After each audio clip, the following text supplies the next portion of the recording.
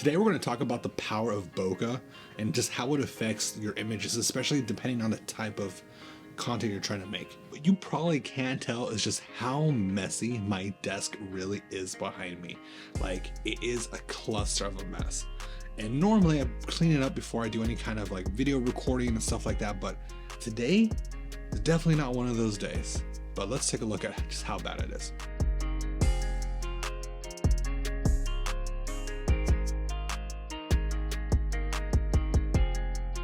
And seeing just how bad it is versus how bad it looks on camera, like right now, is really going to do with the aperture of a camera. So if you don't know what aperture is, or f-stop, aperture essentially is how much light is being let into your camera. So if you're looking at like a lens, you're going to see all those different blades, right? And the lower the aperture number means the wider it's open. So it's allowing more light. So when you have a lower aperture, like a 2.8, 1.8, 1.4, you're losing that sense of depth of field. So what ends up happening is stuff that's in the foreground, like me, is going to look crisper and sharper versus the stuff in the background. And that's what's considered bokeh, or background blur. Some of the things you could do is you could actually change your bokeh and show just the difference. Like if I increase the bokeh on this lens, you're gonna start seeing more of the background come into focus. Check this out. Now what you notice when I was making those adjustments, the higher I increased that f-stop or the aperture, the darker it got because there's not as much light coming in. But I could adjust ISO and stuff like that to help clean the image up, but there's a couple other negative things we could talk about in another video. But as you can see now, you probably have a better look at my background. You can see just how messy it really is. And that's where that depth of field comes into play, because the aperture going higher allows a better depth of focus. Another example of this is if I got my little Captain America figure here, right? The closer I could get it to you when he's in focus versus when I'm in focus. Hey.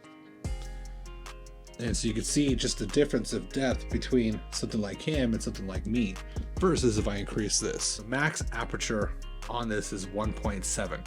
So now if I brought Captain America back in the picture, you can see here how hard it is to focus. And once it does focus on him, you can see just how out of focus I am. And honestly, this is just arm's length. How is aperture going to really play a role in my footage? It's going to really depend on the type of scenario or the scene that you're trying to record. So if you are someone who's streaming on Twitch and you have a messy room, you may want to use that natural bokeh from your lens and blur out your background versus showing all your dirty clothes.